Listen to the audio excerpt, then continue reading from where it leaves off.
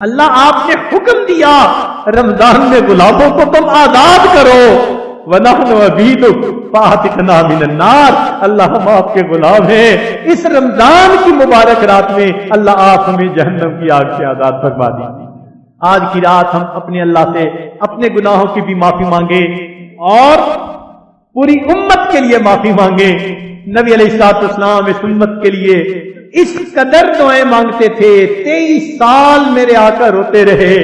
کوئی ماں بچے کے لیے 23 سال نہیں روتی، کوئی باپ اولاد کے لیے 23 سال نہیں روتا، کوئی انسان دوسرے کے لیے 23 سال تک نہیں روتا۔ اللہ کے حقوق اللہ، جب بندہ معافی مانگے گا اللہ تعالیٰ اپنے حقوق معاف فرما دیں گے۔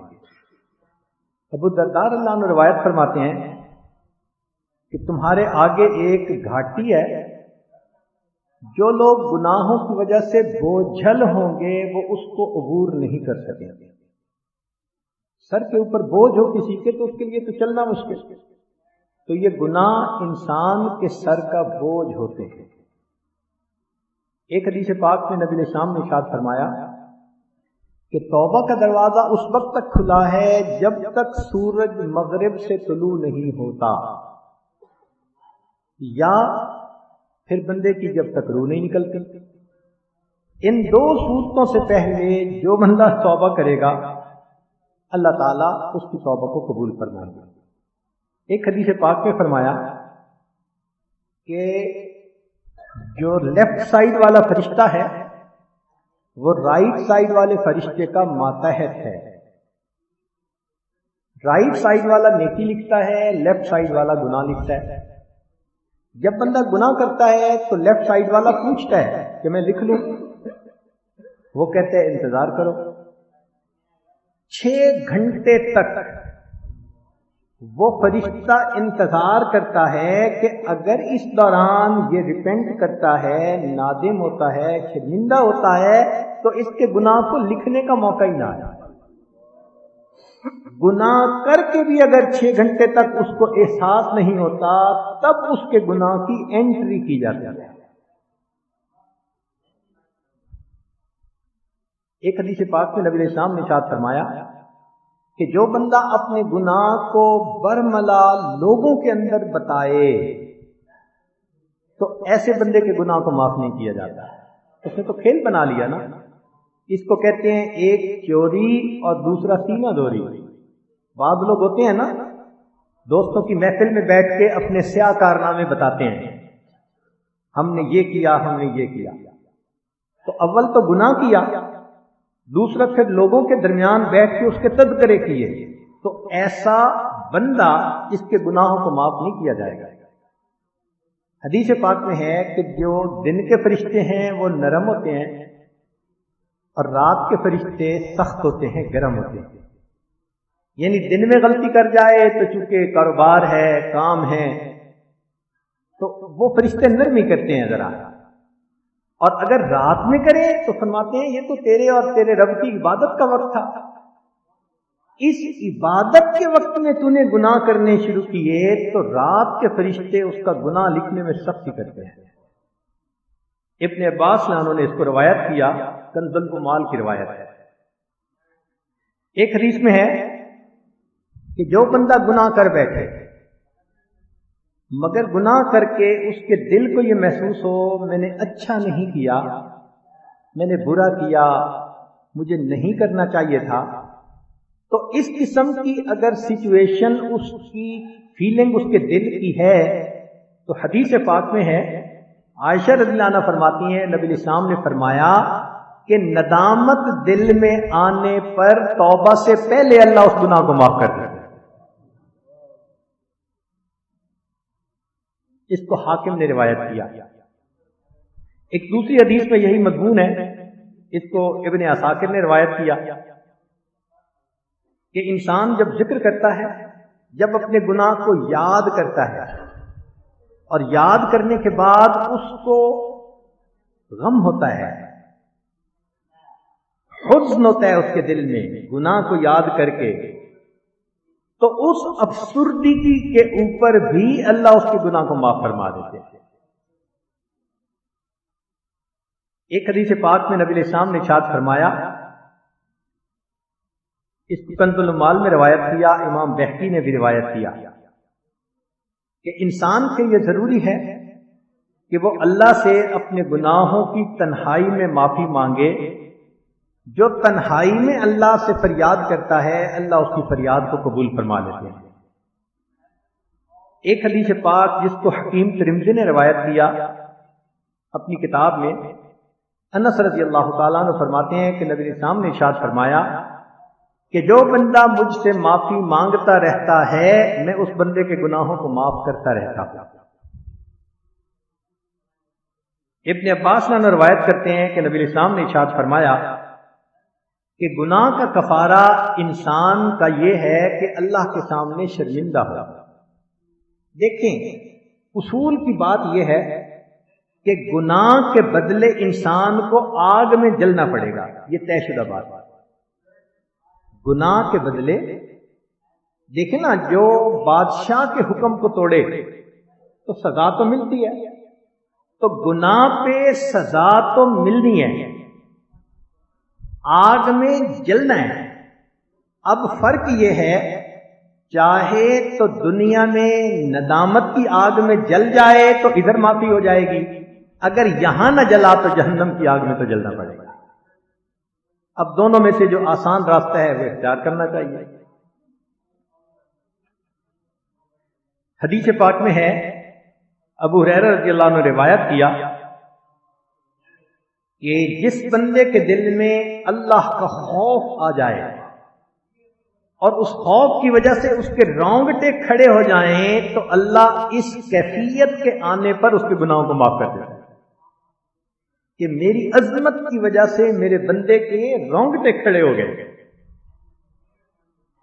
ایک حدیث پاک میں نبی علیہ السلام نے ارشاد فرمایا، ابو ہریرہ نے اس کی روایت کیا، حاکم کی روایت ہے کہ بعض لوگ قیامت کے دن اپنے نام اعمال کو دیکھیں گے تو تمنا کریں گے ہم نے زیادہ گناہ کیے ہوتے۔ عجیب بات ہے نا؟ کیوں؟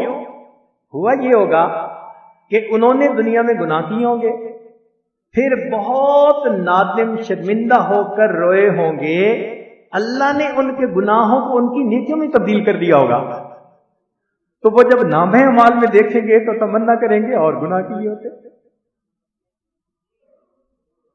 اس لیے حدیث پاک میں ہے، ابن عمر رضی اللہ عنہ نے فرمایا، ان اللہ تعالی لینفع العبد بالذنب یذنبہ، کبھی کبھی اللہ تعالیٰ بندے کو اس کی گناہ کی وجہ سے بھی نفع پہنچا دیتے ہیں، یعنی وہ معافی مانگتا ہے اور وہ اس کے لیے نیکی بن جاتا ہے۔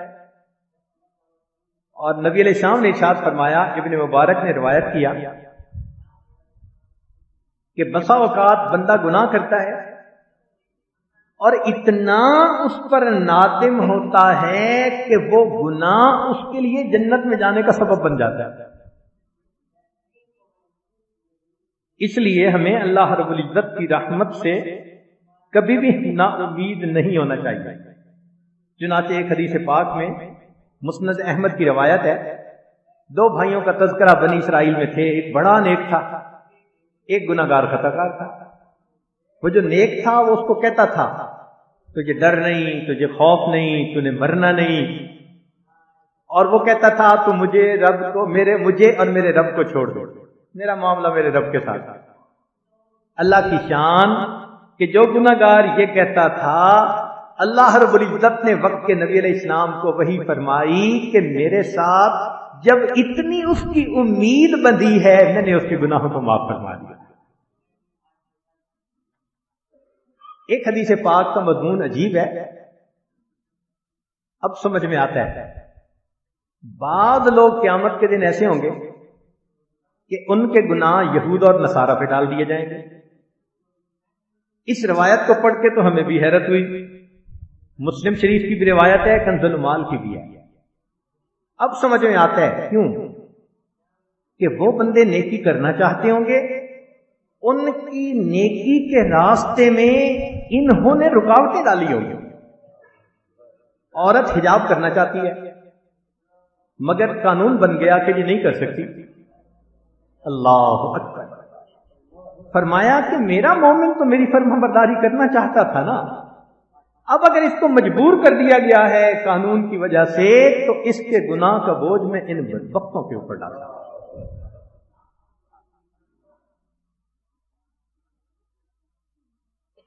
نوادر الاصول حکیم ترمذی رحمۃ اللہ علیہ نے یہ حدیث نقل کی ابن مسعود لانوں سے اور ابو سعید، دو صحابہ سے، فرماتے ہیں کہ نبی اسلام نے فرمایا التائب من الذنب کمن لا ذنب لہ، گناہوں سے توبہ کرنے والا ایسے ہو جاتا ہے جیسے اس نے کبھی گناہ کیا ہی نہیں ہے۔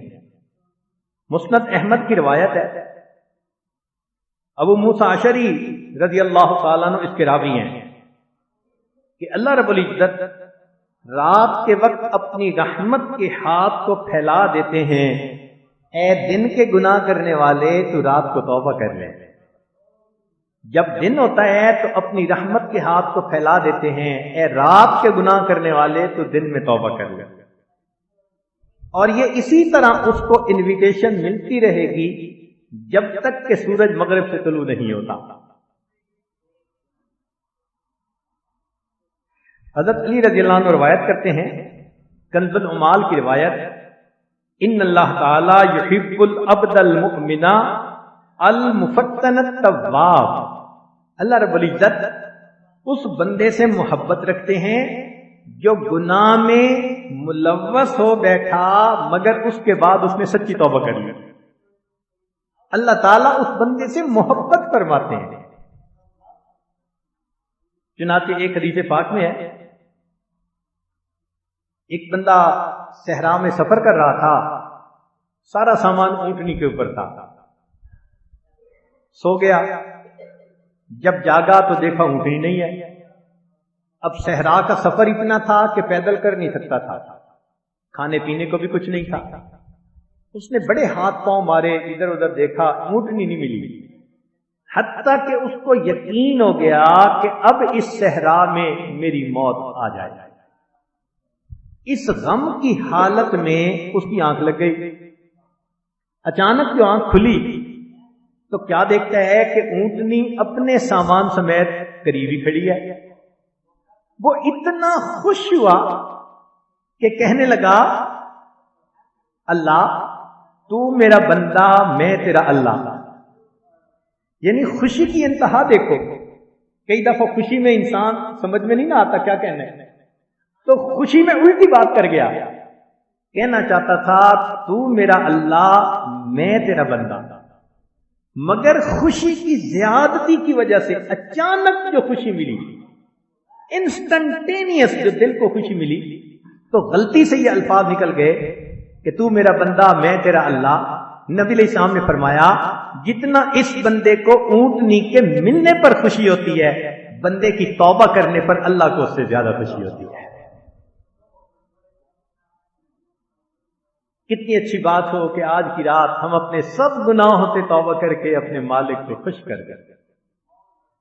ایک حدیث پاک میں ابو شیخ نے روایت کیا انس رضی اللہ عنہ سے، ان اللہ تعالی یحب الشاب التائبین، کہ اللہ تعالیٰ نوجوان بندے کی توبہ کو قبول کر کے خوش ہو جاتے ہیں۔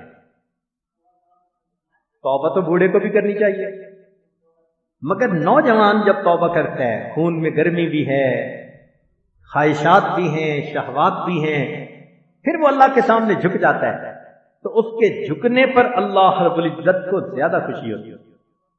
چنانچہ حدیث پاک میں نبی علیہ السلام نے فرمایا کہ جب بندہ توبہ کر لیتا ہے تو اللہ تعالیٰ اس گناہ کو نام اعمال سے بھی مٹا دیتے ہیں، اور جو کرامن کاتبین تھے ان کی یادداشت سے بھی بھلا دیتے ہیں کہ قیامت کے دن میرے بندوں کے خلاف گواہی نہ دے سکتے۔ اگر ان کی یادداشت سے نہ مٹایا جاتا تو قیامت کے دن مومن کو شرمندگی اٹھانی پڑتی، وہ کہتے نیکیاں لے کے بیٹھے، حقیقت کا ہمیں پتہ ہے یہ کیا کرتا رہا ہے۔ اللہ تعالیٰ نے چاہا کہ جب میرے بندے نے توبہ کر لی، اب ان کو کم نظر سے کوئی کیوں دیکھتے، فرشتوں کی یادداشت سے ہی ختم کر دیا۔ دنیا کی عدالت میں اگر کسی کے خلاف غلط مقدمہ ہو جائے اور ثابت بھی ہو جائے تو ملزم کو باعزت بری کر دیتے ہیں، مقدمے کا ریکارڈ رکھتے ہیں۔ کوئی بندہ کہے جی کہ مقدمہ غلط تھا اس لیے اس کا ریکارڈ ختم کریں، وہ کہیں گے نہیں، آپ کو باعزت بری کر دیا، ریکارڈ رکھیں گے۔ تو دنیا کی عدالت غلط مقدمے کا بھی ریکارڈ نہیں ختم کرتی۔ اللہ تیری رحمت پہ قربان جائیں، ایک بندے نے کبیرہ گناہ کیا اور اس نے رحم کی اگر اپیل کر دی، آپ معاف بھی کر دیتے ہیں اور اس کا ریکارڈ بھی ختم کروا دیتے ہیں۔ حدیث پاک میں ابو ہریرہ رضی اللہ تعالیٰ عنہ فرماتے ہیں کہ جب کوئی بندہ گناہ کرتا ہے پھر کہتا ہے اے میرے رب میں نے گناہ کیا، آپ مجھے معاف کر دیں، تو اس کا رب کہتا ہے کہ میرا بندہ جانتا ہے کہ اس کا کوئی رب ہے جو اس کے گناہوں کو معاف کرتا ہے اور گناہ کی وجہ سے اس کی پکڑ بھی کرتا ہے، میں نے اپنے بندے کو اس وجہ سے معاف فرما دیا۔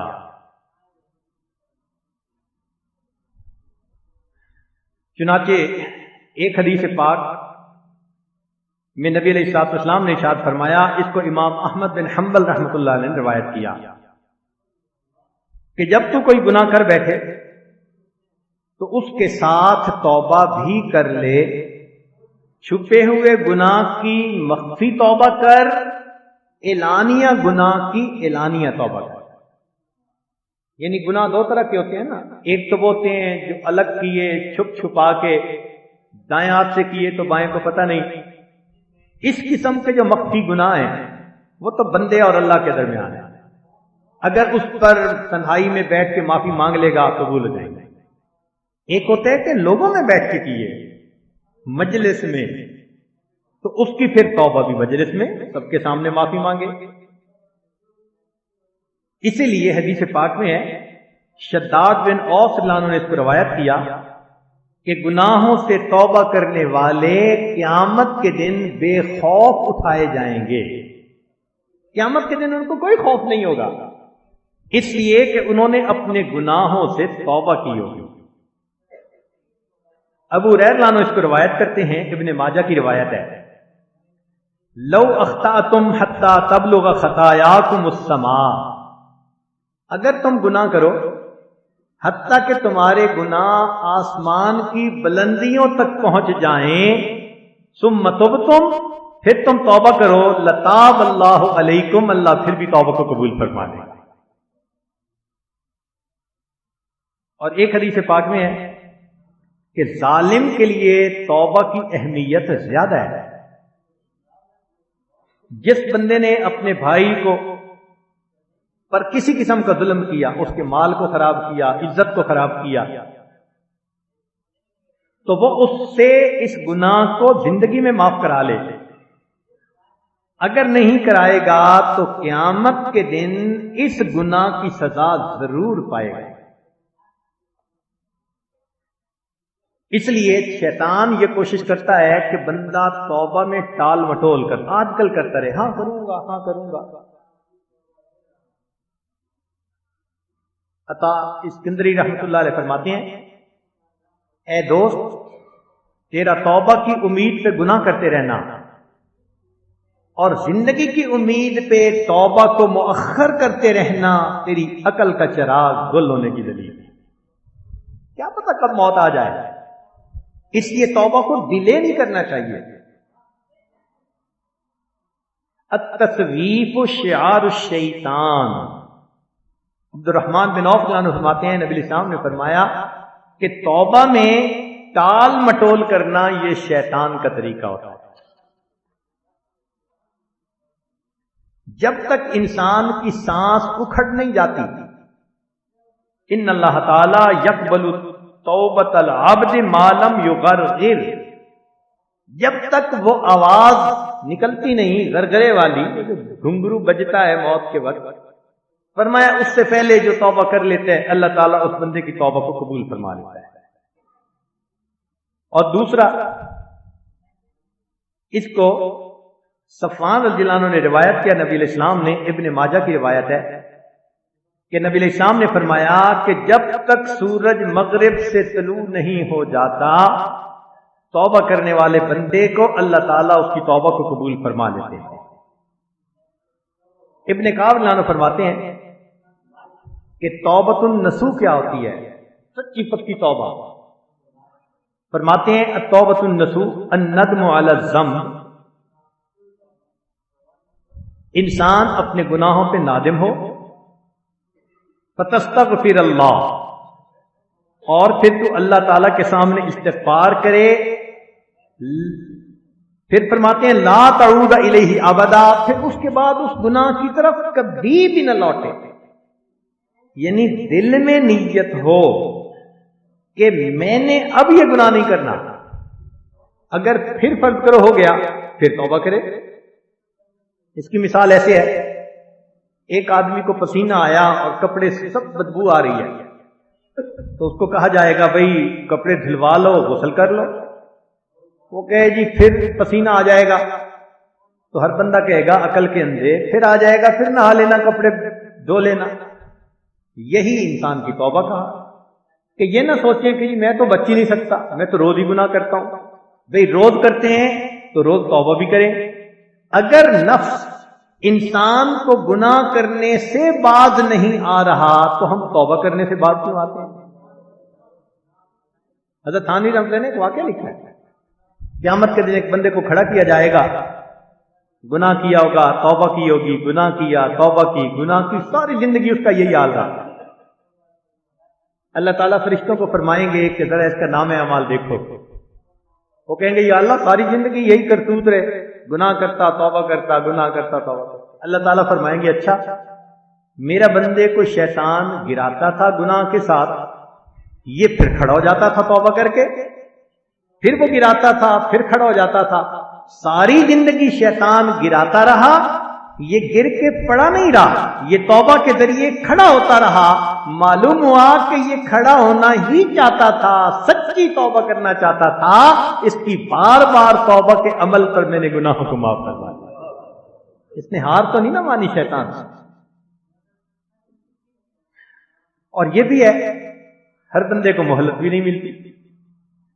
چنانچہ جابر رضی اللہ عنہ روایت کرتے ہیں کہ نبی علیہ السلام نے عائشہ صدیقہ رضی اللہ عنہا سے فرمایا یا عائشہ لیس کل الناس مرخن علیہ، ہر بندے کو مہلت نہیں ملا کرتی۔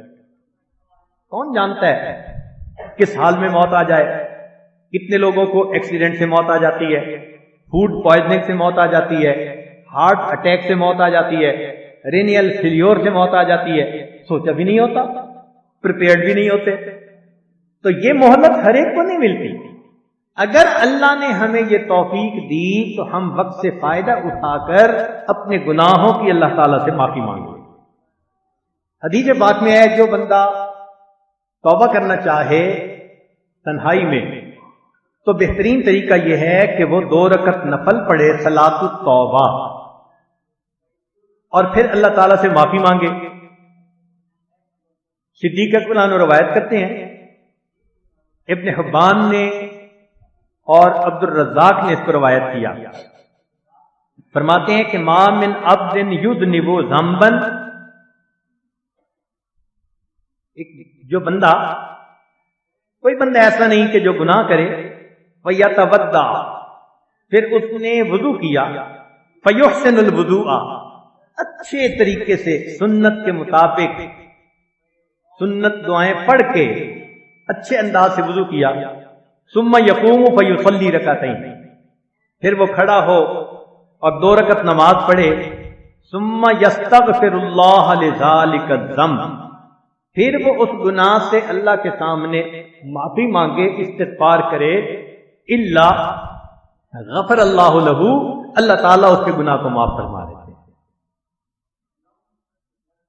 اور یہ بھی ہے کہ حضرت علی رضی اللہ تعالیٰ نے فرمایا کرتے تھے کہ اگر کسی بندے کو نبی علیہ الصلوۃ والسلام کے روضہ انور کے دیدار کا شرف حاصل ہو تو اس کو چاہیے کہ روضہ انور کے سامنے گناہوں سے معافی مانگے، دل میں یہ نیت کرے۔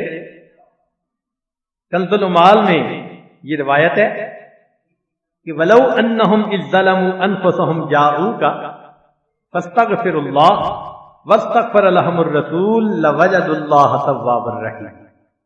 اللہ تعالیٰ فرماتے ہیں کہ اگر ان لوگوں نے اپنی جانوں پہ ظلم کیے تھے تو ان کو چاہیے تھا یہ آپ کے پاس حاضر ہوتے، یہ اپنے گناہوں سے معافی مانگتے، اور اللہ کے حبیب صلی اللہ علیہ وسلم بھی ان کے لیے شفاعت کرتے، سفارش کرتے، استغفار کرتے، اللہ ان کے سب گناہوں کو معاف فرما دیتے۔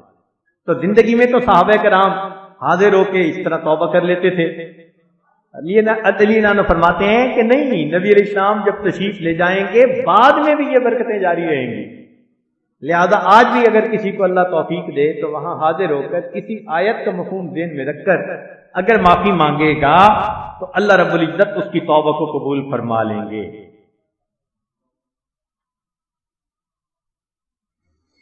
ایک حدیث پاک میں ہے کہ اللہ رب العزت نے جب مخلوق کو پیدا کیا تو یہ لکھ دیا کہ میری رحمت میرے غضب کے اوپر غالب رہے گی، ان رحمتی وسعت غضبی۔ امام ترمذی رحمۃ اللہ علیہ نے اس کو نقل کیا، فرماتے ہیں ان اللہ تعالی حین خلق الخلق کتب بیدہ علی نفسہ ان رحمتی تغلب غضبی، میری رحمت میرے غضب کے اوپر غالب ہے۔ سبحان اللہ۔ مغفرت خداوندی کا اندازہ لگائیے۔ انس عنہ روایت کرتے ہیں نبی علیہ السلام نے فرمایا، یہ حدیث قدسی ہے، یعنی نبی علیہ السلام اللہ کا فرمان نقل فرما رہے ہیں۔ اللہ تعالیٰ فرماتے ہیں قال اللہ تعالی یا ابن آدم، اے آدم کی اولاد بیٹے، انک ما دعوتنی ورجوتنی غفرت لک علی ما کان منک ولا ابالی، جب تو مجھے پکارتا ہے اور مجھ سے امید قائم کرتا ہے تو میں تیرے ان سب گناہوں کو معاف کر دیتا ہوں جو تجھ سے صادر ہوئے، اور مجھے پرواہ بھی نہیں وہ گناہ کتنے ہوتے ہیں۔ یا ابن آدم لو بلغت ذنوبک عنان السماء، اگر تیرے گناہ آسمان کی بلندیوں تک پہنچ جائیں، ثم استغفرتنی، پھر تو اگر استغفار کرے، غفرت لک ولا ابالی، میں تیرے اتنے گناہوں کو معاف کر دوں گا، مجھے پرواہ بھی نہیں ہوگی۔ یا ابن آدم، اے اولاد آدم، لو انک اتیتنی بقراب الارض خطایا ثم لقیتنی لا تشرک بی شیئا لاتیتک بقرابها مغفرہ، اگر تو ساری دنیا کے برابر گناہ لے کر میرے پاس آئے گا، جتنی زمین کی وسعت ہے، اور پھر تو مجھ سے معافی مانگے گا تو میں اس سے زیادہ رحمت لے کر تیرا استقبال کروں گا، تیرے گناہوں کو معاف کر دوں گا۔ چنانچہ عائشہ صدیقہ عنہا فرماتی ہیں کہ نبی علیہ السلام نے فرمایا عفو اللہ اکبر من ذنوبک، اے عائشہ اللہ کی رحمت تیرے گناہوں سے زیادہ بڑی ہے، توبہ کرے گی اللہ گناہوں کو معاف فرما دے۔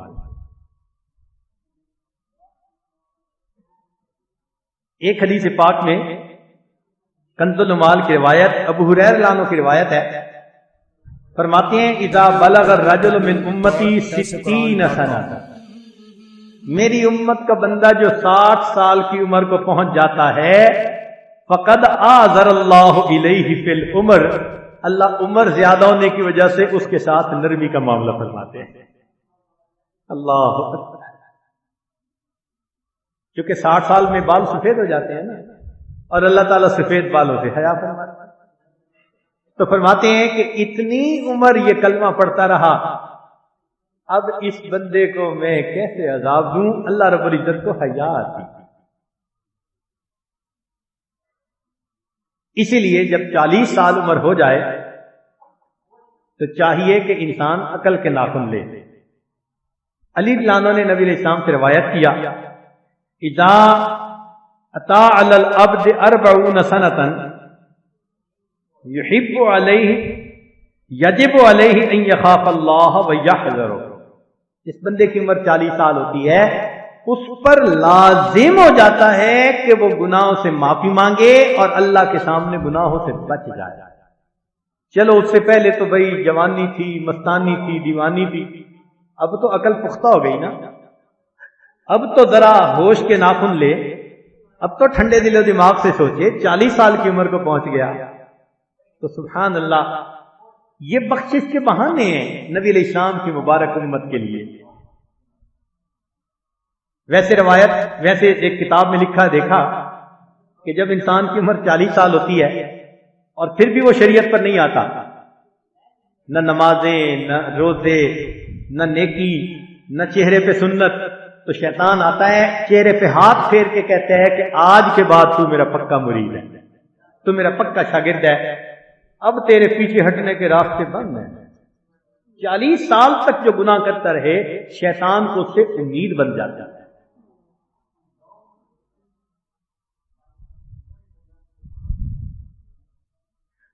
دو گناہ ایسے ہیں، 3 کہ جو انسان کے نہیں لکھے جاتے۔ اللہ کی شان دیکھے، گناہ تو گناہ ہے مگر جن کو رعایتی پاس کرنے کی نیت ہو تو ان کے ساتھ پھر ایسا ہی کیا جاتا ہے نا۔ صوبان اللہ عنہ روایت کرتے ہیں، طبرانی نے روایت کیا، فرماتے ہیں رفع عن امتی الخطا والنسیان وما استکرہوا علیہ، 3 گناہ لکھے نہیں جاتے۔ ایک گناہ خطا سے کر بیٹھا اور دوسرا بھول کے کر بیٹھا اور تیسرا مجبور کر کے کسی نے کروا دیا، کرنا نہیں چاہتا تھا، کسی ظالم نے مجبور کر دیا۔ فرمایا الا من اکرہ وقلبہ مطمئن بالایمان، دل اس کا ایمان پر قائم تھا، مجبور تھا، معذور تھا، ہم اس کی مجبوری پر اس کا گناہ لکھے گئے۔ اور 3 لوگ ایسے ہیں اس امت کے جو مرفوع القلم ہیں۔ مرفوع القلم کا معنی ان کے گناہ نہیں لکھے جاتے۔ رفع القلم علی ثلاثہ، مسند احمد کی روایت، ابو داؤد نے بھی روایت کیا۔ ان المجنون المغلوب علی عقلہ حتی یبرأ وان النائم، ایک تو جو پاگل ہوتا ہے اس بندے کے گناہ نہیں لکھے جاتے، ایک سویا ہوا بندہ اگر نیند کی حالت میں کوئی اس سے ایسا عمل ہو جو خلاف شریعت تو وہ گناہ بھی نہیں لکھا جاتا، اور ایک بچے سے جب تک کہ وہ جوان نہ ہو جائے، ان 3 بندوں کے گناہ نامے اعمال میں سرے سے لکھے ہی نہیں جاتے۔ انس اللہ عنہ فرماتے ہیں کہ نبی علیہ السلام نے فرمایا میں معراج پر جنت میں داخل ہوا تو میں نے جنت کے دونوں دروازوں پر 3 سطریں لکھی ہوئی دیکھی۔ جنت کے دونوں دروازوں پر 3 سطریں لکھی ہوئی دیکھی۔ دخلت الجنت فرأیت فی عارضتی الجنہ مکتوبا 3 سطر بالذہب، سونے کی سیاہی سے لکھی ہوئی تھی۔ السطر الاول، پہلی یہ لکھی ہوئی تھی لا الہ الا اللہ محمد الرسول اللہ، یہ پہلا لکھا ہوا تھا جنت کے دروازے پر۔ والسطر الثانی ما قدمنا وجدنا وما اکلنا ربحنا وما خلقنا خسرنا، جو ہم نے، جنتی کہیں گے کہ جو ہم نے آگے بھیجا نیک اعمال کی شکل میں، صدقہ کیا، نیکی کی، وہ ہم نے اپنے سامنے پا لیا، اور جو ہم نے کھا لیا وہ ہمیں نفع میں رہا، اور جو پیچھے چھوڑ آئے وہ ہمارا خسارے میں رہا۔ کمایا ہم نے، اب پیچھے والے اس سے اگر گناہ کریں گے تو ہمارا بوجھ ہوگا۔ پھر تیسری سطر السطر الثالث امت مذنبۃ ورب غفور، کہ نبی علیہ الصلوۃ والسلام کی یہ امت گناہگار ہے مگر ان کا بخشنے والا بڑا پروردگار، وہ رحم کرنے والا ہے، وہ گناہ معاف کر دینے والا ہے۔ حدیث پاک میں نبی علیہ السلام نے فرمایا، مستدرک کی روایت جابر رضی اللہ عنہ نے روایت کیا، ان من سعادت المرء ان یطول عمرہ، بندے کی یہ سعادت ہے عمر اس کی لمبی ہو، وَيَرْزُقُهُ اللَّهُ الْأَنَابَةَ، اور اللہ تعالیٰ اس بندے کو اپنی طرف انابت عطا فرما دے، دین پر لگنے کی، دین کے کسی نہ کسی شعبے میں کام کرنے کی توفیق دے دیں، اور عمر لمبی ہو، وہ بڑا خوش نصیب انسان ہوتا ہے۔ عائشہ رضی اللہ تعالیٰ عنہ فرماتی ہیں کہ نبی علیہ الصلوۃ والسلام نے فرمایا اقلی من المعاصی، عائشہ ایسے کام ہی نہ کرو کہ تمہیں اللہ سے معذرت کرنی پڑے، اپنی معذرت اللہ کے سامنے کم کر دو۔ بھائی ایک کپڑے پر داغ لگا ہی نہیں تو جتنا صاف ہوگا، لگتا جائے دھلتا جائے تو اتنا صاف تو نہیں نہ رہ سکتا۔ تو نبی علیہ السلام نے فرمایا کہ اچھا انسان تو وہ ہے کہ معافی مانگنے کا موقع ہی نہ آئے، گناہ ہی نہ کرے۔ اور واقعی اس امت میں ایسی پاکیزہ ہستیاں گزری ہیں۔ امام ربانی مجدد ثانی رحمۃ اللہ نے فرمایا کہ اس امت میں ایسی ہستیاں گزری ہیں کہ جن کے گناہ لکھنے والے فرشتے کو 20 سال تک کوئی ایک گناہ لکھنے کا موقع نہیں ملا۔ اب قیامت کے دن جب یہ لوگ آئیں گے جنہوں نے 20 سال میں ایک بھی گناہ نہیں کیا ہوگا، اور ہم بھی کھڑے ہوں گے کہ جن کا کوئی دن گناہ کے بغیر نہیں گزرا ہوگا، کتنی شرمندگی ہوگی۔ تو نبی علیہ الصلوۃ والسلام نے امت کی تعلیم کی خاطر ہر دن استغفار فرماتے تھے۔ چنانچہ مسند احمد کی روایت، نبی علیہ السلام نے فرمایا، سنیے ذرا توجہ سے، یا ایھا الناس توبوا الی ربکم، اے انسانوں اللہ کے سامنے توبہ کرو، فواللہ اللہ کی قسم، انی لاتوب الی اللہ فی اليوم 100 مرۃ، میں ہر دن میں اللہ کے سامنے 100 مرتبہ توبہ کرتا ہوں۔ اللہ کے حبیب صلی اللہ علیہ وسلم نے امت کو سمجھانے کے لیے، سکھانے کے لیے یہ عمل فرمایا، اور آپ کے تو اگلے اور پچھلے سب گناہوں کو اللہ نے معاف فرما دیا تھا۔ اس لیے ابو بکر صدیق عنہ روایت کرتے ہیں کہ جو شخص گناہوں پر مصر نہیں، وہ شخص گناہوں پر مصر نہیں جو استغفار کر لیتا ہے، اگرچہ وہ ایک دن میں 70 مرتبہ گناہ کر لیتا ہے۔ یعنی ایک بندے نے گناہ کیا، پھر توبہ کر لی، پھر گناہ کیا، پھر توبہ کر لی، ایک دن میں اگر 70 مرتبہ بھی ایسا عمل ہوا، اللہ کے ہاں اس بندے کو گناہ پہ اصرار کرنے والا نہیں لکھا جائے گا۔ اصرار کرنے والا تب لکھا جائے گا جب گناہ کیا، توبہ نہیں کی، پھر گناہ کیا۔ حدیث پاک میں ہے، طوبی لمن وجد فی صحیفتہ استغفارا کثیرا، مبارک ہو جو آدمی قیامت کے دن جس کے نام اعمال میں استغفار زیادہ لکھا ہوا پائے گا۔ تو معلوم ہوتا ہے کہ ہمیں چاہیے کہ ہم اپنے اللہ سے اپنے گناہوں کی معافی مانگیں، اور بالخصوص آج کی رات میں جو اتنی بابرکت رات ہے، اور ویسے بھی نبی علیہ السلام نے فرمایا اولھا رحمت، رمضان کے پہلے 10 دن رحمت کے، اوسطھا مغفرۃ، درمیان کے 10 دن مغفرت کے، وآخرھا عتق من النار، اور آخری 10 دن آگ سے آزادی، جہنم سے آزادی کے۔ تو گویا آج کی رات جہنم سے آزادی کی رات ہے، لہذا ہم اللہ رب العزت سے اپنے گناہوں کی معافی مانگ کے اپنے آپ کو جہنم کی آگ سے بچائیں، یہ ہمارے اوپر لازم ہے۔ ورنہ ایک حدیث پاک ہے جس کا مختصر مضمون یہ ہے کہ نبی علیہ السلام نے منبر پر چڑھتے ہوئے فرمایا آمین آمین آمین۔ صحابہ نے پوچھا اے اللہ کے نبی صلی اللہ علیہ وسلم کیا ہوا؟ فرمایا کہ جبریل علیہ السلام آئے اور انہوں نے کہا برباد ہو جائے وہ شخص جس نے رمضان کا مہینہ پایا اور اس نے اپنی بخشش نہ کروائی۔ میں نے اس کو سن کر کہا آمین۔ اب ذرا غور کیجئے کہ جبریل علیہ السلام جیسے مقرب فرشتے کی بد دعا کوشش تو یہ ہونی چاہیے کہ ایک عام مسلمان کی بد دعا سے ڈریں. عام مسلمان کی بد دعا، پھر ماں باپ کی بد دعا، اور اس سے بڑھ کر فرشتے کی بد دعا، اور اس بد دعا کے اوپر اللہ کے حبیب صلی اللہ علیہ وسلم کا آمین کہہ دینا. اللہ اکبر کبیرہ. تو معلوم ہوا کہ جس بندے کی آج کی رات یا رمضان میں مغفرت نہ ہوئی اس کی بدبختی میں کوئی شبہ نہیں. تو یہ نہیں کہ یہ آپشنل چیز ہے، یہ مینڈیٹری ہے، یہ لازمی ہے کہ آج ہم اپنے تمام گناہوں سے سچی پکی توبہ کر لے کہ یا اللہ ہمارے گناہوں کو معاف کر دیجئے. اپنے رب کے ساتھ اچھا ظن رکھیں، حسن ظن رکھیں. الہی انت ذو فضل و من و انی ذو خطایا فاعف عنی و ظنی فیک یا ربی جمیل فحقق یا الہی حسن ظن.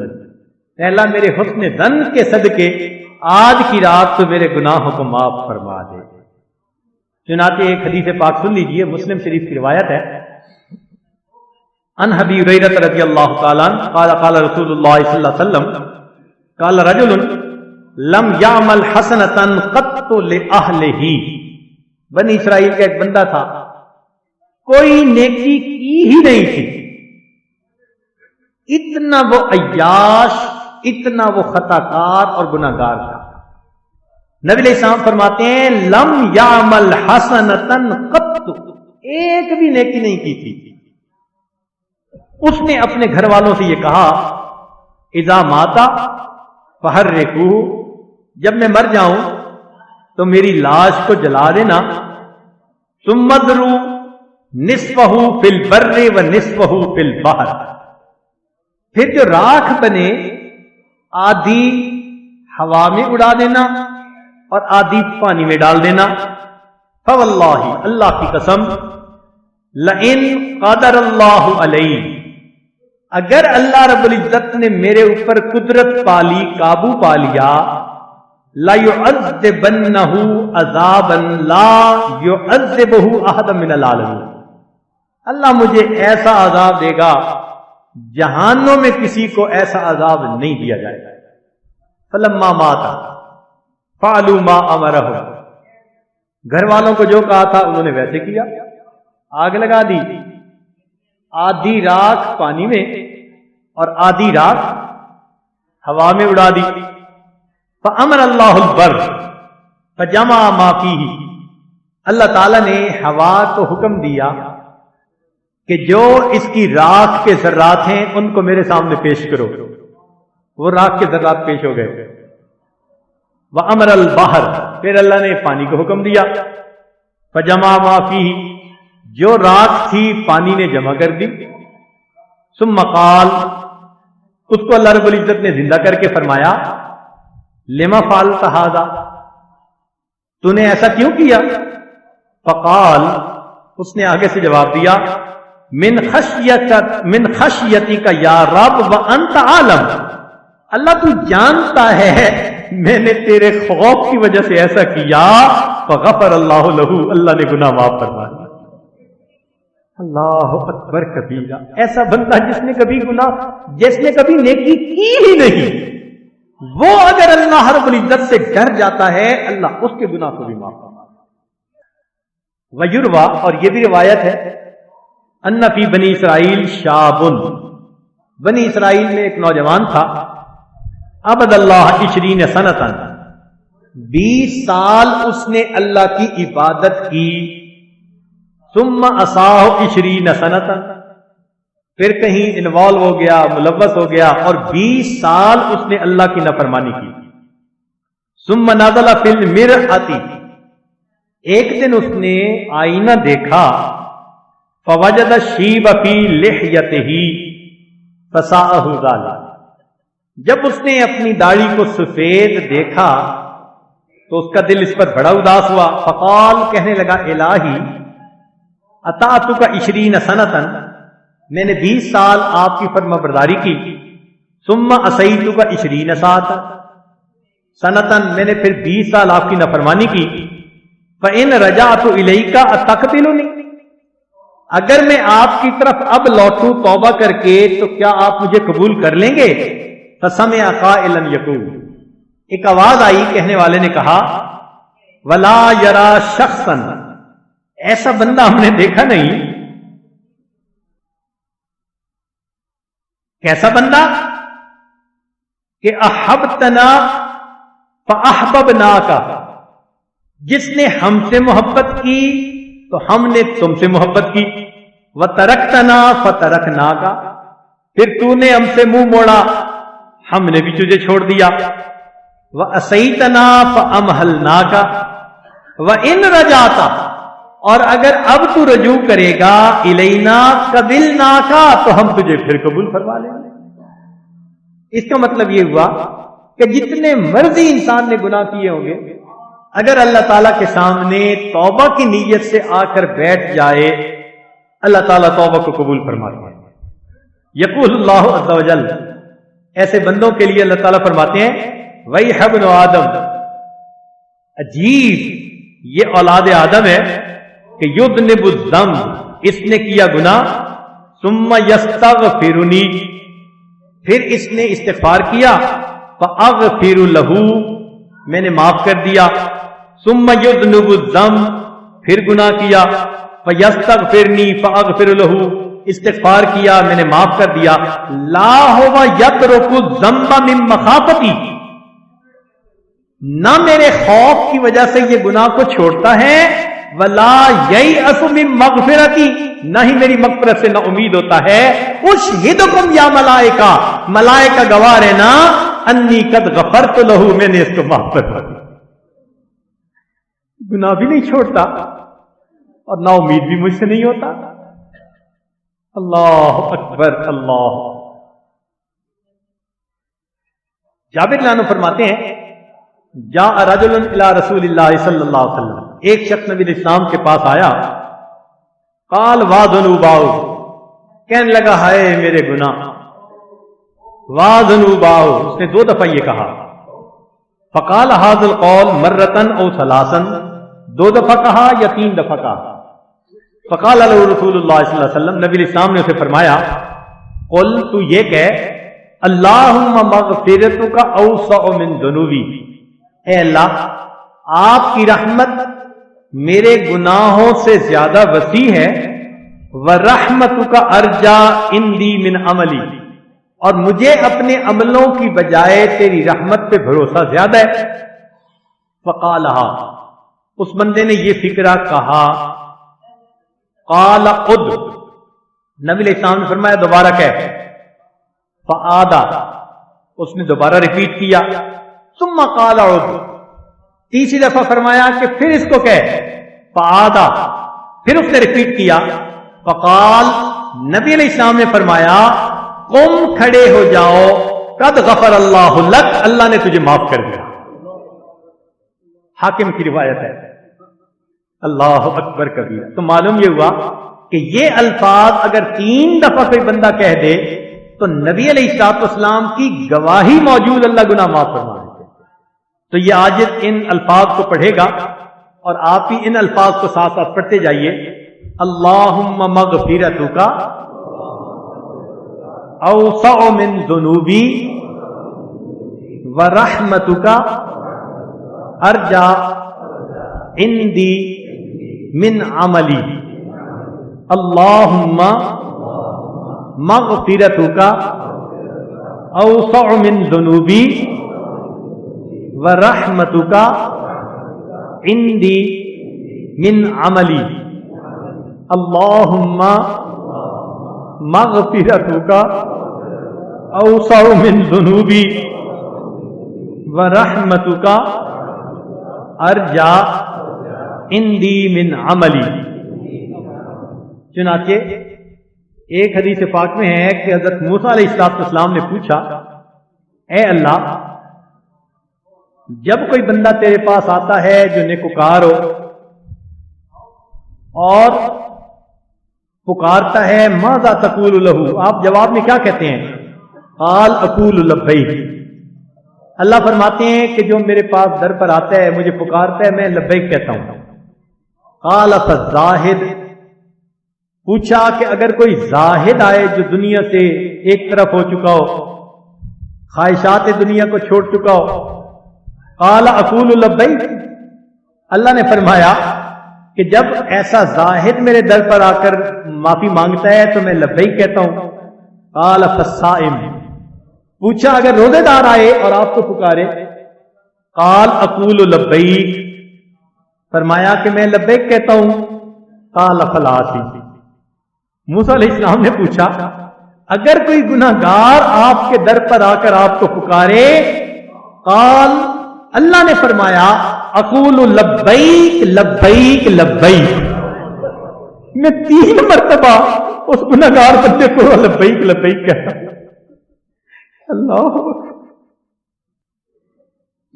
اور پھر اس کا جواب دیا، فرمایا کہ جتنے لوگوں کی بات تم نے پوچھی، کل واحد من ہؤلاء یتوکل علی عملہ، یہ سارے کے سارے جن نیکوں کا تم نے تذکرہ کیا، ان کو اپنے اعمال پر توکل تھی، امید تھی کہ جی میں نے نیک عمل کیے ہوئے ہیں۔